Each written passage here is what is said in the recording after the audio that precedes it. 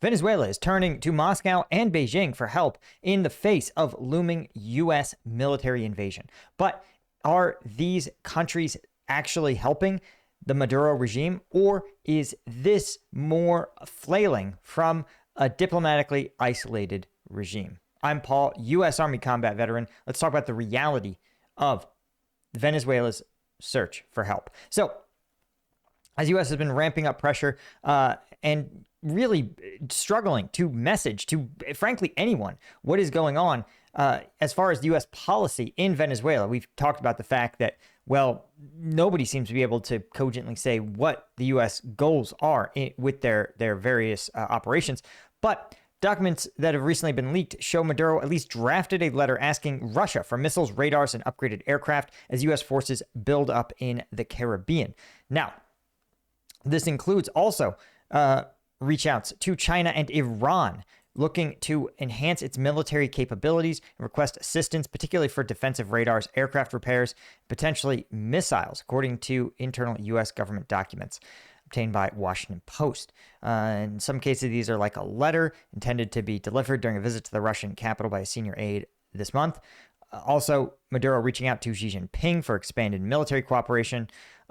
And this is likely his appeal ultimately is realism, right?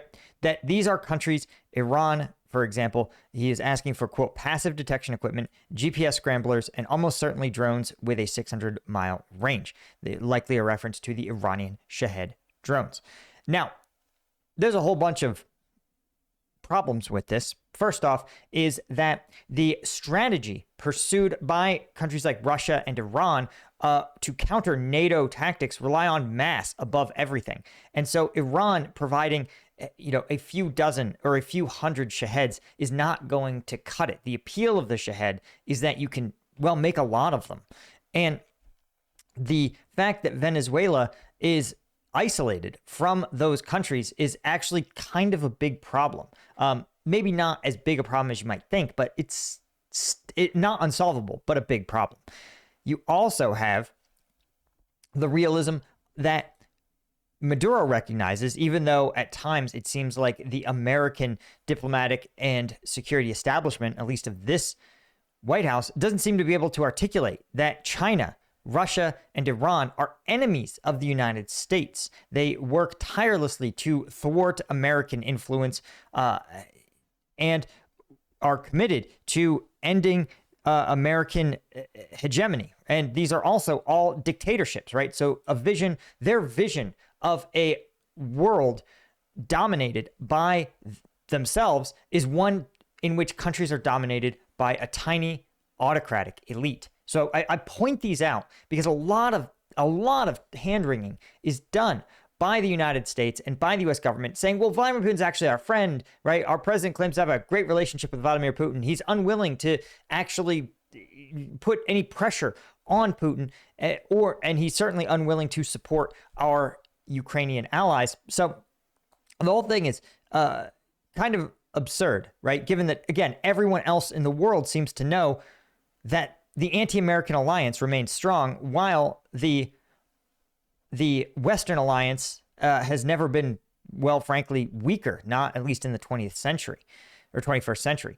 And Russia seems to be answering the call, though. A cargo plane tied to the Russian military has arrived in Venezuela.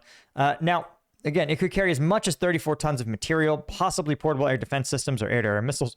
But we're seeing, again, that this is a single cargo aircraft, right? And while it may bring some level of assistance to the Maduro regime, again, it is a long way from preparing the regime to fight and win against NATO forces, or against really U.S. forces. I'm using the term NATO to reflect the doctrine and organization of the U.S. forces. However, Russia is stepping up to provide diplomatic cover, denouncing U.S. military force in the Caribbean as excessive. Now, this is funny because you may note that Russia, particularly Russian diplomats like Kirill Dmitriev and even Putin himself, claim that they are eager to find cooperative paths forward with the United States, that once the U.S. stops its pesky support of Ukraine, Russia is eager to become friends. But for someone who Russia is eager to become friends with, they also seem extremely willing, extremely committed to, well, backing up America's enemies. And again, the fact is that Venezuela was not really a significant ally of this anti-American coalition. And yet now they find themselves increasingly forced into this Chinese, the Sino-Russo sphere of influence, for lack of a better term, really the Sino sphere of influence, if we're honest with ourselves, right? Russia, according to an official Russian spokesman, Russia, quote, confirms our firm support for Venezuelan leadership in defending its national sovereignty. And Russian President Putin and Venezuelan President Maduro signed a strategic partnership agreement in May. Right? Maduro has repeatedly alleged that the United States is hoping to drive him from power. This is literally what the U.S. policy, well, we don't have a U.S. policy that we can meaningfully say. But Russia, at least some of the social media and media figures are really leaning heavily into this idea that the Russian armed forces may actually be more capable than and support for the Venezuelan regime may be more significant than they're letting on. Now, this is, again, a strategic choice by Russia to use this kind of signaling in lieu of actual concrete support, right? Because it would be transparently obvious if ships were to move from Russia laden with arms to Venezuela, even if they were to come in through the east and enter through another sort of friendly or at least not hostile country, maybe Brazil, for example, that seems to sort of triangulate in between those worlds. Even if that were the case, there's still just, we would know, and it would not be easy for Russia to move significant quantities of arms and weapons to Venezuela. And that's what would have to happen, right? Because it seems like the alternative is Venezuela making its own drones and radar and aircraft, and that would require an almost complete rehaul of the Venezuelan economy. This is not an industrial economy. This is an agrarian country with a significant government-controlled oil industry, one in extreme poverty and economic collapse. But Russian lawmakers and media figures are saying that, well, America may be in for a surprise, as he suggests that Moscow give Venezuela Oreshnik missiles, which is funny because that's one of the things that actually the U.S. is best positioned to counter. Of course, the Russian State Duma's Defense Committee chair said, quote, I see no obstacles to supplying a friendly country with new developments such as the Oreshnik, which is not the same thing as we are supplying them, right? He stressed that Russia remains Venezuela's key military technical partner, providing, quote, almost the full range of weaponry from small arms to aviation, and added that the Americans may be in for surprises. Now, Russian media is reporting without evidence the missile can hit any target on the European continent in under an hour, obliterating it with up to 6 independent maneuvering warheads, each armed with an atomic munition. Now, the Russian Su-30 fighter jets that make up the core of Venezuela's Air Force, it claims are excellent. It also says that Venezuela possesses Panzer S-1s and Buk M2 air defense systems. But again, this is... but if they were so well equipped, Venezuela probably wouldn't have had to send out this request for more stuff, including jet engines, radar repairs, and logistics support, right? Now, what I think is most interesting about this is there's I'm trying to think of how to put this. It seems like Venezuela, like these tools are not that effective. And we know this. Why? Because Iran received the same basic support. In fact, it's received significantly more support from Russia when Israel was threatening to strike it. And you may note that Israel essentially sliced through Iranian air defenses with almost no resistance. And these Iranian air defenses were built and arranged in consultation with the Russians, right? So the Russians said, this is how our air defense is organized. And that was literally meaningless, right? F-35s took out most major air defense systems. And then non-stealth aircraft operating in those corridors went in and simply hit these strategic targets. And there's no reason to think that if Venezuela receives any number of air defense systems that it's going to be sufficient. What I find more fascinating is the idea that Venezuela isn't looking at the decentralized tactics of the Russian army in Ukraine and using those as a model. Because the two things that Venezuela has is extremely low level, like workshop type industrial capabilities, and it has a lot of people. And so if the U.S. forces were to conduct some kind of landing operation, if there were to be some kind of ground operation, what you would likely, the Venezuelan strategy would have to be, one, an extreme reliance on FPV drones, particularly Russian fiber optic drones, and exploit the fact that U.S. forces in their current configuration don't actually have that many deployable counter drone systems. We have to date 0 anti-fiber optic drone systems. So if you could field even 100 or even 1,000 fiber optic FPV drones, you could absolutely butcher a force of U.S. Marines landing on a Venezuelan coast, or paratroopers dropping into Caracas or something. You're talking about a weapon that really ground forces don't have any technology that can reliably stop it. Jamming is a slightly different story, but even that isn't really that much, because it's not clear that U.S. jammers could identify the frequencies fast enough, adjust their jammers to those frequencies, and then keep them operational for a long enough timeline. Again, you combine that with the Russian strategy of essentially having no concentration of forces to speak of, can actually prove very, very effective.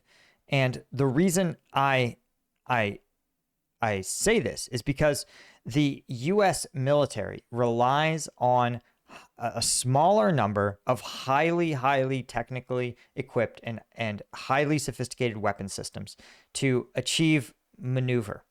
But if there is no army to maneuver around, if your army, again, as the Russian army in Ukraine currently operates in groups of 2 or 3, what you have, and you combine that with things like FPV drones inflicting casualties consistently over time, what you have is essentially a denial of maneuver.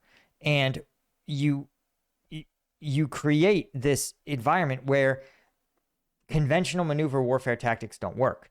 And the United States has proven it is absolutely unwilling to fight a war of attrition, a true attritional war. And if Venezuela can simply only expend 10 troops for every 1 U.S. trooper killed, it would be comically easy for them to mobilize, again, say they are willing to take a Russian level of casualties. Let's say they are willing to assume 100,000 troops and they lose 10-1. That's 1,000 troops killed in a year, right? That would be on pace with the worst era of the Iraq War. And I think it's fair to say that that seems like a better strategy than rely on missiles and air defense systems, particularly given the knowledge about about U.S. stealth fighters. Again, the best thing to do is simply build out a military that doesn't rely on air superiority. Again, this is almost like a formalized version of the Taliban strategy that said, listen, Taliban hardly ever concentrated their forces.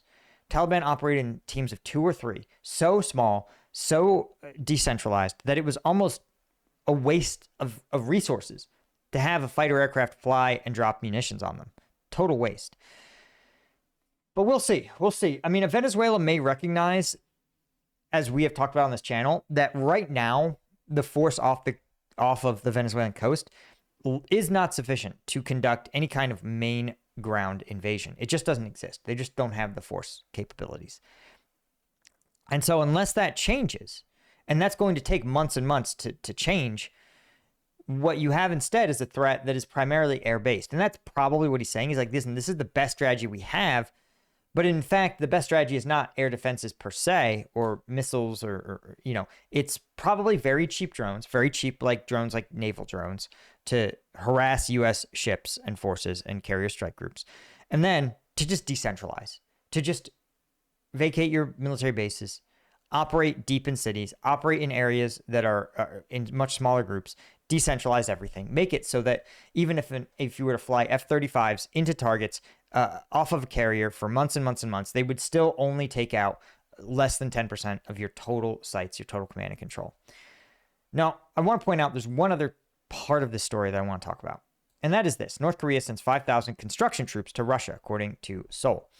And this, I think, to help with, quote, infrastructure reconstruction. But I think this is usually code for, given that these are North Korean construction troops, I think this is code for more like fortification building defensive systems, trenches and logistics lines and bunkers and all of this sort of stuff, right? Because again, if you're Kim Jong-un, you say, listen, yes, I'll send you troops and they can learn how to build, again, defensive systems capable of countering a NATO-trained force, something that is very important to the North Koreans. And so I point this out because, again, the real story here is not so much that Venezuela is or is not getting help or diplomatic cover, but it shows that you're watching in real time a coalition, the coalescing of a coalition of anti-American authoritarian countries anchored by China, but certainly including Russia, including Iran, including North Korea, and now increasingly, it appears, including Venezuela.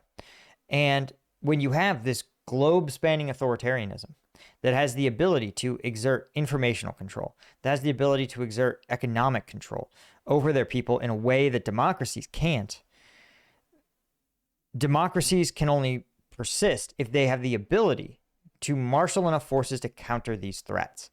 And again, it's not clear that we do, because we can't, on one hand, make a deal with China and then be like, we're really hostile to Venezuela. We can't make a deal with Russia, but then be like, well, we're fine with China. We can't do these things. We have to, on some level, acknowledge that this is a block, and we have to address at least the aspects of this that are a block. Don't get me wrong, they're not a monolith. They're not like taking orders from China the way a sergeant takes orders from a captain. But this is a unified alliance, or an increasingly unified alliance, increasingly willing to help each other out to their own benefit. But the West has to start to recognize this and start to operate accordingly and not do what we've been doing, which is say America first means America alone. America first means fuck the Europeans, other democracies ready and willing to help us, who have helped us, by the way, in Iraq and Afghanistan. Fuck our South American allies, fuck our allies in Central America. Like, again, these are we need them. Colombia has been a staunch U.S. ally. It's insane that we're just isolating them for no reason. Same with Brazil. Brazil, yeah, tries to triangulate in this middle world, but they have a long, productive relationship with the United States. So again, all of these things should be taken as a sign that the world is not becoming a less violent place. The world is not becoming a place with fewer threats. The threats are becoming more lethal. They're metastasizing. Anyway, guys, hit subscribe. Become a member over on combatvetnews.com. Thanks to our Colonel tier members over there, GMAC Club, Henry Russier, James Porsche, Paul, and Peter Fucci. If you want uncensored combat videos and to support me and this operation, Combat Vet News membership is the best way to do it. You can also become a YouTube member. We are working on getting YouTube members and the Combat Vet News members unified in terms of benefits. So if that's easier for you to do, just hit that button. Thanks again. Cheers.